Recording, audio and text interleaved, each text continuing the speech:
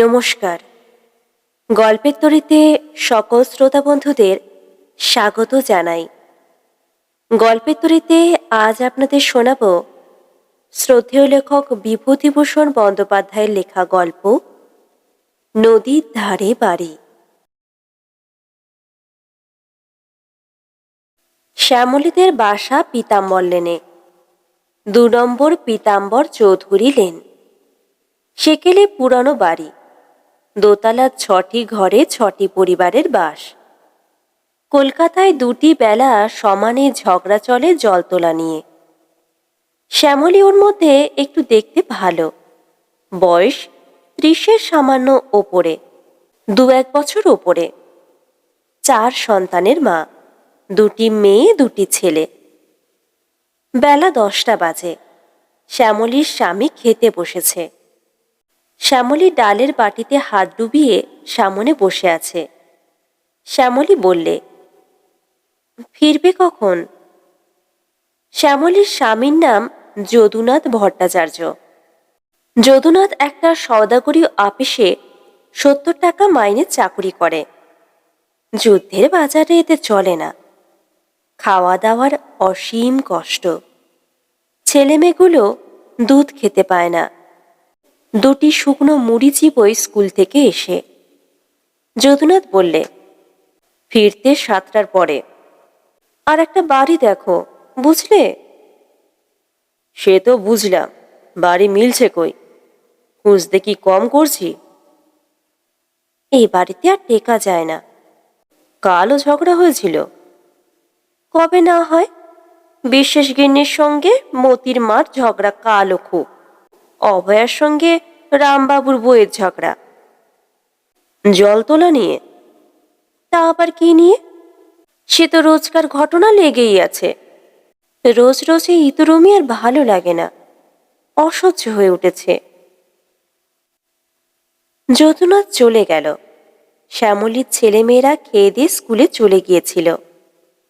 ছেলে ২টি বড়, তারা হাই স্কুলে পড়ে। মেয়ে ২টি পড়ে মোড়ের কর্পোরেশন স্কুলে। ছোট রান্নাঘর, একটি লোক কায়ক্লেশে বসে ২টি আহার করতে পারে। আজ ৯টি বছর এ বাসায়। বড় মেয়ে লীলার বয়স। এই বাড়িতেই লীলার আঁতুড় হয়েছিল।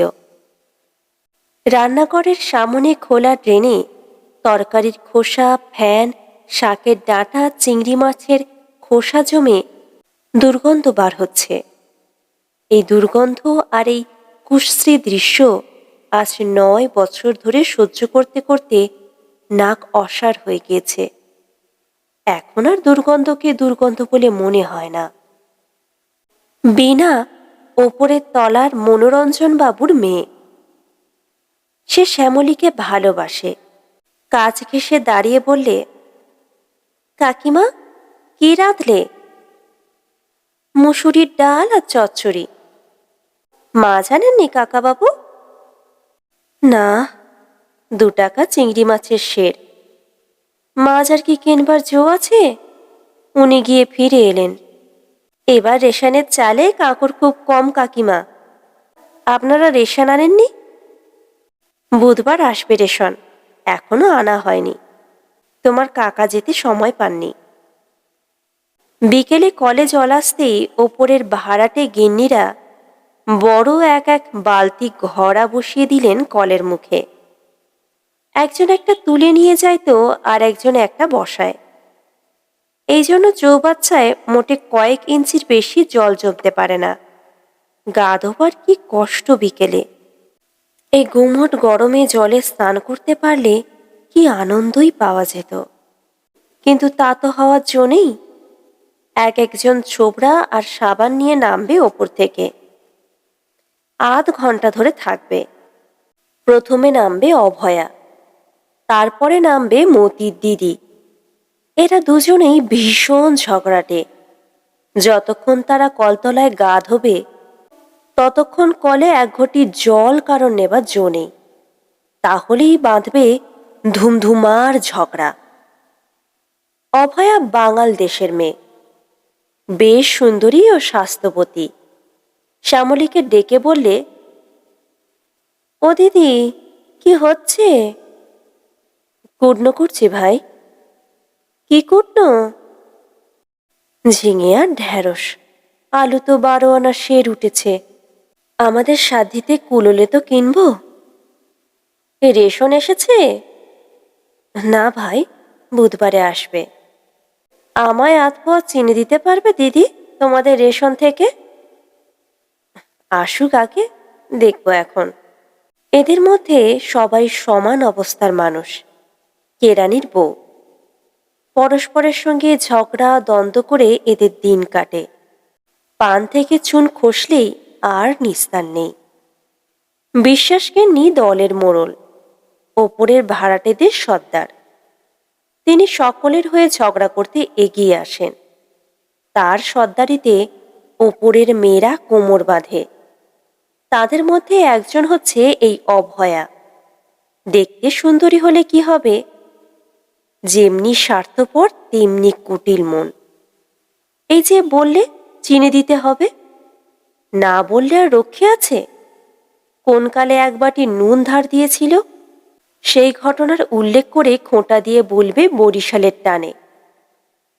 আমরা কোনোদিন কিছু কাউকে দিই নাই কি? সময়ে অসময়ে নুন রে তেল রে, তার নিয়ে মনে থাকবে কেন? গোর কলি যে কাজের সময় কাজই, কাজ ফুরলে পাজি। আচ্ছা, আমরাও কি কখনো কাজে লাগবো না? তখন যেন ইত্যাদি। এই বাসাটাতে কি গুমোট গরম। দক্ষিণ দিক চাপা, এতটুকু হাওয়া আসে না। প্রাণ আইঢাই করে গরমে। আজ 9 বছর কষ্টভোগ চলছে। এই ঝগড়ার আবহাওয়া আর এই দারুণ স্থানাভাব, সকলের ওপরে এই অপরিষ্কার নোংরা পরিবেশ। সবাই সমান অশিক্ষিতা। ভালো বললেও এ বাড়িতে মন্দ হয়। সেদিন অপরাধের মধ্যে ও শশীবাবুর স্ত্রীকে বলেছিল, দিদি, চিংড়ি মাছের খোসাগুলো একেবারে সামনেই ফেললেন। কলতলায় সকলেই তো যেতে আসতে হয়, সকলেরই তো অসুবিধে। আর যাবি কোথায়? শশীবাবুর বউ চিৎকার জুড়ে দিলে। আমি কি একলা ফেলি নাকি? সবাই তো ফেলে। কেনই বা না ফেলবে? ভাড়া দিয়ে সবাই বাস করে। কারো একার সম্পত্তি তো নয়।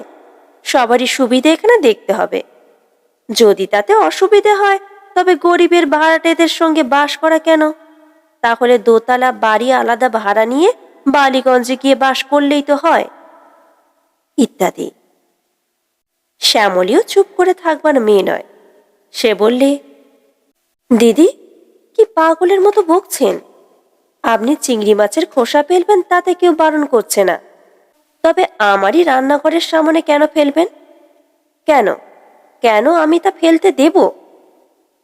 ফেলতে দেবে না তোমার কথায়? কি তুমি এমন লাট সাহেব এছো রে বাপু? তুমি পাগল না আমি পাগল? রান্নাঘরের বাইরের জায়গা তোমারও যা, আমারও তা। তুমি বলতে আসবার কে? তা বলে পরে সুবিধে অসুবিধে যারা না দেখে, তারা আবার মানুষ? তাদের আমি ঘোর অমানুষ বলি। এই পর্যন্ত গেল সাধারণ ভাবের কথা। একে ঝগড়া বলে অভিহিত করা যায় না। এরপর বাঁধল আসল ঝগড়া, যার নাম। শ্যামলীও ছাড়লে না, শশীবাবুর বউও না। উভয় পক্ষে বাঁধল কুরুক্ষেত্র। তারপর কথা একদম বন্ধ হয়ে গেল দুপক্ষেই। নানা রকম শত্রুতা আরম্ভ করলেন শশীবাবুর পৌঢ়া স্ত্রী। ছেলে মেয়েদের হাত ধরে খোলা ড্রেনে বসিয়ে দিতে লাগলেন সকালবেলা, পায়খানা থাকা সত্ত্বেও। প্রায় শ্যামলীর রান্নাঘরের সামনেই। কিছু বলবার জো নেই।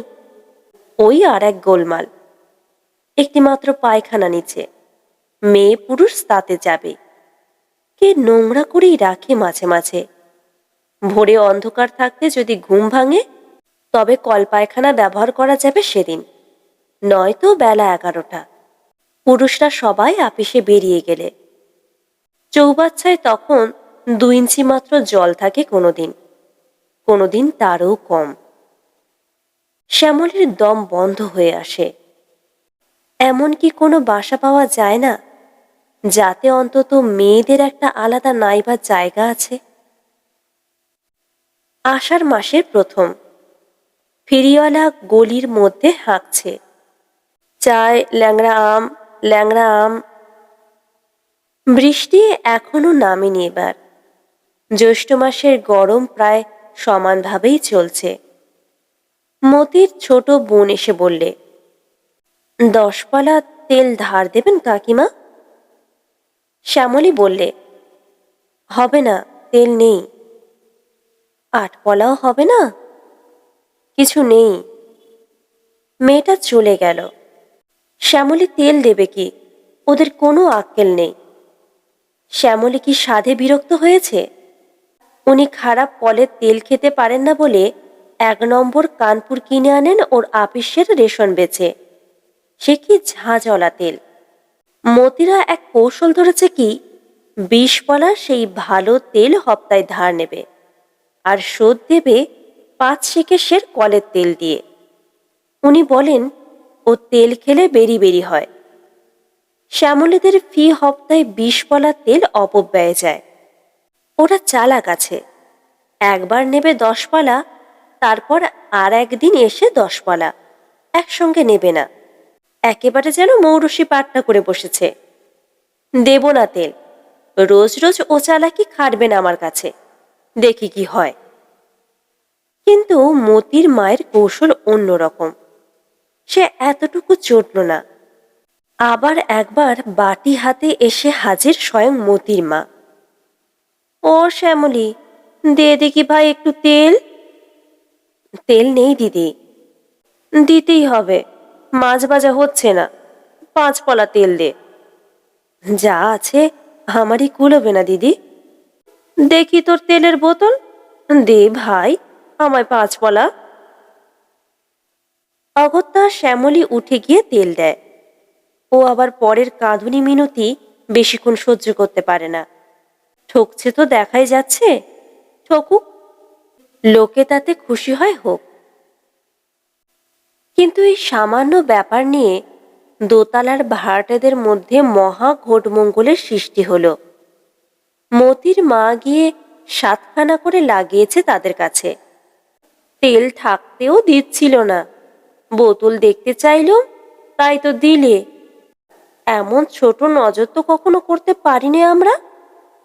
এই যে সেদিন বৈশাখ মাসে ওর পেটের ব্যথা ধরলো রাত্রিরে, যদুবাবু সোটা চেয়ে নিয়ে যাননি আমাদের এখান থেকে।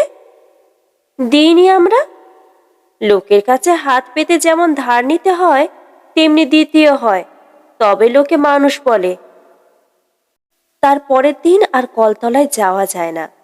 বড় বড় বালতি, ঘড়া আর টব পড়ল একের পর এক সকাল থেকে। সেসব সরিয়ে 1 বালতি রান্নার জল নিতে গেলেও ঝগড়ায় মুখর হয়ে উঠবে সারা বাড়িটা। সে কথা শ্যামলী ভালো রকমই জানে, অনেকবারের অভিজ্ঞতায় জানে। সুতরাং আষাঢ় মাসের গুমোট গরমে বেলা 11টা পর্যন্ত তাকে অস্নাত অবস্থায় থাকতে হলো।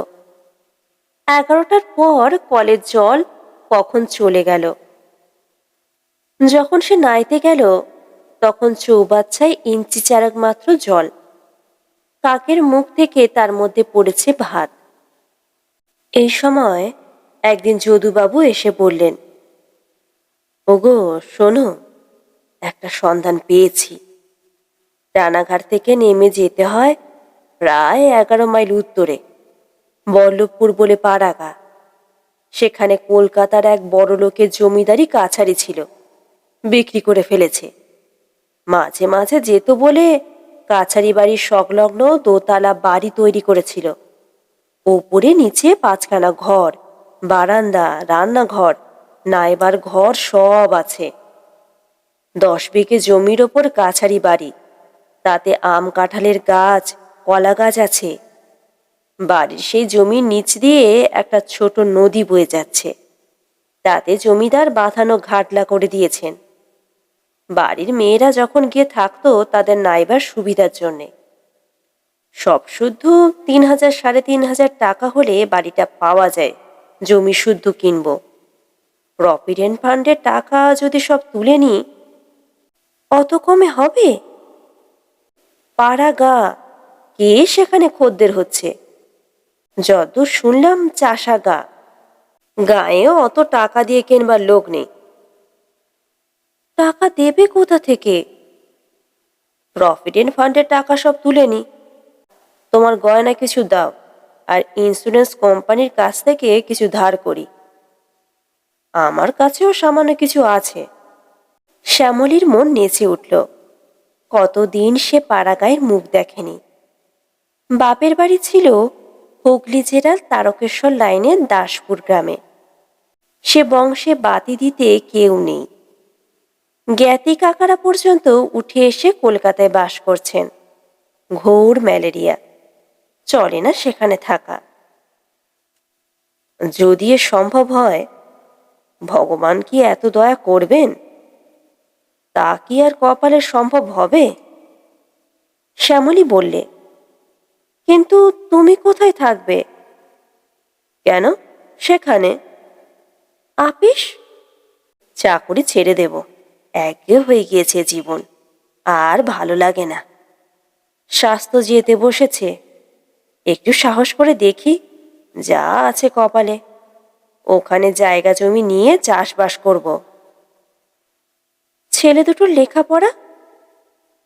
রানাঘাট বোর্ডিংয়ে থাকবে, সে ব্যবস্থা হয়ে যাবে এখন। আর এ যা লেখাপড়া শিখছে, এ শিখে তো কেরানি হবে। তার চেয়ে ভালো কাজ ওখানে শিখতে পারবে। বিলেত থেকে লোকে গিয়ে আমেরিকায় বাস করে আমেরিকা যুক্তরাজ্য স্থাপন করেছিল। অজানায় পারি না দিলে মানুষ মানুষ হয়ে ওঠে না। জীবন উপভোগী যদি না করলুম, বেঁচে থেকে কি হবে? গ্রামের লোকেদের কাছে দুটো ভালো কথা বলবো, নাইট স্কুল করব, বই পড়তে শেখাবো। এ আমার অনেক দিনের ইচ্ছা। স্বামী স্ত্রীতে মিলে সারা বিকাল আর রাত ধরে পরামর্শ হলো। শ্যামলীর চোখে রঙিন স্বপ্ন ভেসে উঠেছে। দূরের পাখি ডাকা, ফুল ফোটা, সম্মুখ জ্যোৎস্না রাত্রির প্রহরগুলি। কত অলস মধ্যাহ্নে বনানী কোলে ঘুঘুর ডাক শোনা। বিছানায় আধো জাগরিত আধো ঘুমন্ত অবস্থায় শুয়ে শুয়ে কত আম্র মুকুলের গন্ধে সুবাসিত সকাল সন্ধ্যা। দিন 15 পরে যদুবাবুর সঙ্গে একটি পৌঢ় ভদ্রলোক শ্যামলীদের বাসায় ঢুকলেন। যদুবাবু বললেন, উনি এখানে খাবেন। শ্যামলীকে আড়ালে বললেন, উনি ওদের স্টেটের নায়েব, ওরও নাম যদুবাবু, তবে উনি কায়স্থ। আমাকে বলে কয়ে উনিই বাড়ি দেওয়াচ্ছেন। অতি ভদ্রলোক। একটু ভালো করে খাওয়াও দাওয়াও, 3.5 মধ্যে হয়ে যাবে। আর সেই সঙ্গে জমিদারের খাস কিছু রোয়া ধানের জমি আছে, সেটাও ওই সঙ্গে হয়ে যাবে। আহারাদের পরে ভদ্রলোক অনেকক্ষণ কি পরামর্শ করলেন যদুবাবুর সঙ্গে। তারপর চা খেয়ে বিদায় নিলেন।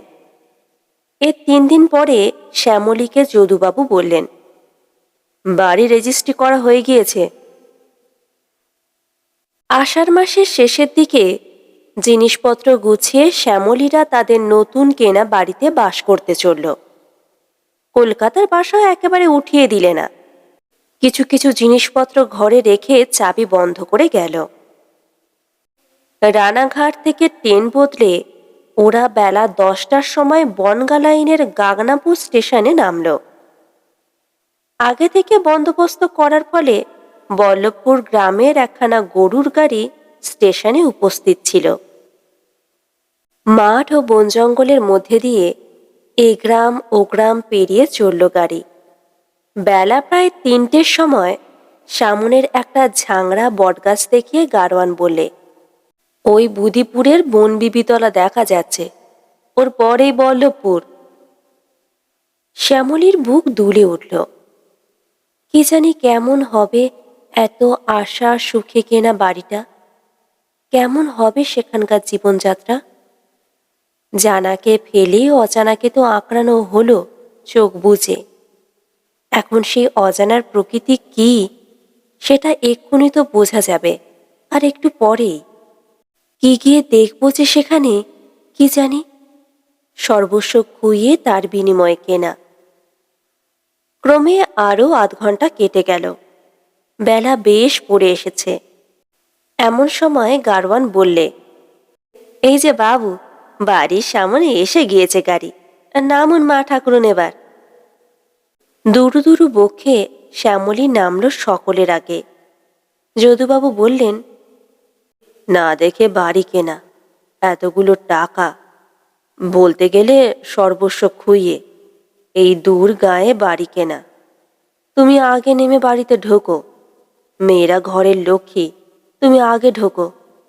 আমার তো সাহস হচ্ছে না, কি জানি কিরকম হবে, নামো আগে। হ্যাঁ গো, বাড়ি কি পরিষ্কার করা আছে, না এক গলা ধুলো আর মাকড়সার জাল আর চামচিকের বাসা? গিয়ে এখন ঝাড় দিতে হবে? চাবি কোথা? গাড়োয়ান শুনতে পেয়ে বললে, মা ঠাকুরুন, বাড়িতেই আছে মুক্তোর মা গোয়ালিনী আর তার ছেলে, তারাই বাড়ি দেখাশুনো করে। নিচের একটা ঘরে আছে, চাবি তো নেই, বাড়ি খোলাই পড়ে আছে। কয়েক পা এগিয়ে গিয়ে একটা বাঁশঝাড়ের আড়ালে একেবারে শ্যামলীর সামনেই যে বাড়িটা পড়ল, সেটা দেখে সে আনন্দে ও বিস্ময়ে অবাক হয়ে দাঁড়িয়ে গেল। এই বাড়ি তাদের, এমন বাড়ি এই অজপাড়া গায়ে? কলকাতায় এমনি হলদে রঙকারা সবুজ রঙের জানালা খড়খড়িওয়ালা দোতলা বাড়ি দেখেছে। দোতলাও নয়, বাড়িটা তেতলা। কিন্তু এমন বাড়িটা সত্যি তাদের নিজস্ব? শ্যামলী আনন্দে চেঁচিয়ে উঠে বললে, ওগো দেখো, এসে দেখো।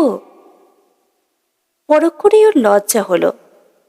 গাড়োয়ানটা না জানি কি দেখালেই মনে করলে ওকে। ততক্ষণ যদুবাবু ও ছেলেমেয়েরা বাঁশঝাড়ের মোড় ছাড়িয়ে বাড়ির কাছে এসে গিয়েছে। যদুবাবু বললেন, বাহ, বেশ বেশ। রাস্তায় আস্তে আস্তে গাড়োয়ানকে যদুবাবু বাড়ির কথা বহুবার জিজ্ঞেস করেছিলেন। সে বলেছিল, চমৎকার বাড়ি বাবু, কলকাতার বাবুরা থাকবার জন্য করলেন। তেতলা বাড়ি, দরার জায়গা, নদীর ধারে বাঁধা ঘাট আছে, ফল পাকড়ের গাছ, দেখবেন বাড়ির মতো বাড়ি। কিন্তু ছোট লোকের সে কথার আস্থা স্থাপন করতে পারেনি শ্যামলী বা তার স্বামী। এখন বাড়িটা দেখে মনে হলো গাড়োয়ান অনেক কমিয়ে বলেছিল। বাড়িটার সম্বন্ধে আসল কথা হচ্ছে, অনেকখানি ফাঁকা জায়গার মধ্যে বাড়িটা দাঁড়িয়ে, অথচ ঠিক পাশেই গ্রামের বসতি। বনানীর ও মাঠের সবুজের মধ্যে হলদে রঙের বাহার। ওরা হুড়মুড় করে সবাই গিয়ে বাড়ি ঢুকল। নিচের ঘরে গিয়ে দেখলে সেখানে এক বুড়ি মাদুরের ওপরে ঘুমিয়ে আছে। শ্যামলী ডাকলে, ও ঝি, কি যেন নাম ওর? মুক্তোর মা, ও মুক্তোর মা। বুড়ি ধড়মড় করে জেগে উঠে বসল। তারপর ঘুম জড়ানো চোখে ওদের দিকে খুব সামান্য একটুখানি চেয়ে থেকে তাড়াতাড়ি মাদুর ছেড়ে উঠে এসে শ্যামলীর পায়ে গড় হয়ে প্রণাম করে বললে, পোড়া কপাল আমার, ঘুমিয়ে পড়েছি এই অবেলায়। বেলা থেকে ওপরে নিচে সব ধোলাম, পৌঁছলাম, ছাদ ঝাড় দিলাম। বলি, মা ঠাকুরেনারা আসছেন, বাবু আসছেন, তা ছাদ তো নয়, গড়ের মাঠ। এই হাতির মতো বাড়ি দোয়ানো সামলানো কি একদিনের কমও? আসুন মা ঠাকুরন, আসুন বাবু। শ্যামলী বললে, তোমার নাম মুক্তোর মা? সবাই বলে, বলো না। অদৃষ্টের মাথায় মারি 7 খ্যাংরা, নামটাই আছে বজায়, যার জন্যই সে আর নেই। তাহলে কি আর আজ আমার ভাবনা? শ্যামলীর ওসব কথা ভালো লাগছিল না। তার ইচ্ছে হচ্ছিল এক দৌড়ে বাড়িটার ওপর নিচে সব দেখে আসে। কিন্তু কি মনে করবে এরা, কি মনে করবে মুক্তোর মা? ওরা সবাই মিলে নিচের ঘরগুলো দেখলে। বড় বড় দুটো ঘর, প্রশস্ত থামওয়ালা ঝিলমিলি বসানো বারান্দা, ওদিকে অন্য একটা ছোট রোয়াকের সামনে রান্নাঘর। শ্যামলীর বড় ছেলে কানাই বললে, মা, এ তো রান্নাঘর নয়, এ আমাদের কলকাতার বাসার ঘরের চেয়ে অনেক বড়। দেখো মা, আলমারি দেওয়ালের গায়ে। বড় মেয়ে ডলি বললে, কতগুলো জানলা দেখো মা রান্নাঘরে। ওপরে সিঁড়ি বেয়ে দূর দূর করে সবাই উঠল। শ্যামলী বললে, ওগো দেখো, কি সুন্দর মেঝে, কাঁচের শাসি বসানো জানলা। কানাই ও ছোট ছেলে বলাই একসঙ্গে চেঁচিয়ে বললে, কি সুন্দর সিনারি, দেখে যাও মা বারান্দা থেকে। ওই তো মাঠটার পরেই কেমন সুন্দর ছোট্ট নদীটা, ওপরে সবুজ মাঠ, কেমন ঝোপ আর বাবলা গাছ, গরু চড়ছে। ও কি ফুল ফুটেছে ওপারের খেতে বাবা? যদুবাবু বললেন, ও ঝিঙের ফুল। বর্ষাকালে সন্ধ্যের সময় ঝিঙের ফুল ফোটে কিনা, সত্যি ভারী সুন্দর সিনারি বটে। ওগো দেখো, এদিকে এসে কি ফাঁকা। শ্যামলী বললে, তেতলার ঘরটা দেখে আসি চলো। তেতলার ঘরটি অপেক্ষাকৃত ছোট, কিন্তু খুব বড় বড় তিনটি জানালা, তিনটি দেওয়ালে, রাঙা মাটির পালিশ করা মেঝে, দড়া ছাদ। ছাদের ওপর থেকে বহু দূরব্যাপী মুক্ত মাঠের সবুজ বাণী এই আষাঢ় সন্ধ্যায় ওদের অন্তর স্পর্শ করলে। শ্যামলীর চোখে জল এলো। এই যে রূপকথা রাজবাড়ি তার কাছে। সে গরিব ঘরের মেয়ে, গরিব ঘরের বউ, কলকাতার বাসায় অন্ধকূপে আজীবন কাটিয়ে আজ কি ভাগ্যে এমন বাড়িঘর নিজের মনে করবার অধিকার পেল। কানাই ইতিমধ্যে ছুটে এসে বললে, বাঁধা ঘাট দেখে এলাম মা, একটু ভেঙে ভেঙে চটা উঠে গিয়েছে চাতালের, তবু দিব্যি আরামে নাইতে পারবে। ওই তো দেখা যাচ্ছে, এই উঠানটা পার হয়েই। যদুবাবু বললেন, না, ৩,৫০০ টাকা নিক, জিনিসের মতো জিনিস, বাড়ির মতো বাড়ি, ছেলেপুলে নিয়ে দড়ার জায়গায় বাস করো। এই তো পাশের গায়ে কি পাড়া, ডাক দিলেই লোক পাবে, কোনো ভয় নেই। আমি এখানেই একটা কিছু করব, এত লোকে চলছে আর আমার চলবে না? খুব চলবে। তোমরা দাঁড়াও, জিনিসপত্র সব ওপরে নিয়ে আসি। কি কি গাছ আছে মুক্তোর মা? মুক্তোর মা বললে, 3টে আম গাছ আছে, 7টা কাঁঠাল গাছ, একটা পেয়ারা গাছ, একটা চালতে গাছ, একটা বিলিতি কুল গাছ, 2 ঝাড় কলা গাছ, 4টে নারকোল গাছ। বাবুরা নিজের হাতে সব লাগিয়েছিল থাকবে বলে। শখ করে কলকাতা থেকে চারা এনে এই বছর ওই দেখো একটা চাঁপা ফুল গাছ বসে গিয়েছে। একটু পরে সন্ধ্যা হয়ে অন্ধকার নামল। শ্যামলীর দুঃখ হলো, এখন আর কিছু দেখা যাবে না। নতুনতর জীবনযাত্রার পথে নতুনতর দেশের প্রতি পথঘাট চিনে নেওয়া যেত, ভালো করে দেখা যেত আলো ভরা দিনমানে। শ্যামলী তাড়াতাড়ি লণ্ঠন জ্বালালো, ডাকলে, মুক্তোর মা, ও মুক্তোর মা। মুক্তোর মা মালপত্র গাড়ি থেকে নামিয়ে এনে দোতলায় তুলছিল। বললে, কি মা? জল আছে বাড়িতে? জল তুলে রেখেছি একটা বালতিতে, আর তো পাথর নেই মা, তাই তুলতে পারিনি। সে কথা বলছি নে, বাড়িতে জল আছে? কুয়োটুয়ো? বাঁধানো পাতকুয়ো আছে, নাওয়ার ঘর আছে রান্নাঘরের পেছনে, চলুন আমি দেখিয়ে দিই। বাবুদের বাড়ির কোনো ত্রুটি ছিল না, আগাগোড়া শান বাঁধানো, চৌবাচ্চা আছে বাঁধানো। তাতে জল তুলে রাখনি?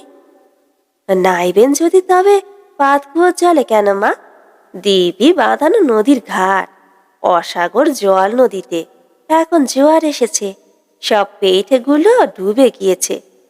চলুন গা ধুয়ে আসবেন। শ্যামলী নদীর ঘাটেই নাইতে গেল। ঘাটের ঠিক পাশে কি একটা বড় প্রাচীন গাছ, তার ছায়া পড়েছে বাঁধা ঘাটের বৈঠগুলোতে। কি একটা পুষ্পের সুবাস বাতাসে ভুরভুর করছে, এই গাছ থেকেই আসছে। কি ফুলের গন্ধ মুক্তোর মা? কি একটা লতা এই গাছে উঠেছে মা, কাল সকালে দেখবেন সাদা সাদা ফুল ফুটেছে, ভারী বাস বেরোয় রাত্রিরে। শ্যামলী জলে নামল। আছে রূপকথা রাজকন্যে। স্নিগ্ধ জল, ওপারের দিক থেকে হাওয়া বইছে, সেই ফুলের সুগন্ধ, তারা ভরা আকাশ, এই বাঁধা ঘাট, এই প্রাচীন কি বনস্পতি, এই বন পুষ্প সুবাস, সব তাদের নিজস্ব, তারা পয়সা দিয়ে কিনেছে। কলকাতায় সেই পচা ড্রেন, কলতলা, অভয়া, বিশ্বাসগিন্নির সব স্বপ্ন হয়ে গিয়েছে একদিনে। তাদের জন্যই সত্যি কষ্ট হলো। বেচারি মতির মা, বেচারি শশীবাবুর বউ, ওদের একবার এখানে আনতে হবে। না, এও স্বপ্ন, এখনো যেন বিশ্বাস হয় না এত সৌভাগ্য। ডলি চেঁচিয়ে ডাকছে দোতলার বারান্দা থেকে, ও মা, শিগগিরই গা ধুয়ে এসো, বাবা চা চাইছে, এসো চট করে। শ্যামলী স্বপ্নলোক থেকে নেমে এলো। সাবানের বাক্সটা নেই, আনতে ভুলে গিয়েছে তাড়াতাড়িতে। মুক্তোর মা, ছুটে যাও, বড় দিদিকে বলগে যাও ছোট তরঙ্গের মধ্যে সাবানের বাক্সটা আছে, দিতে।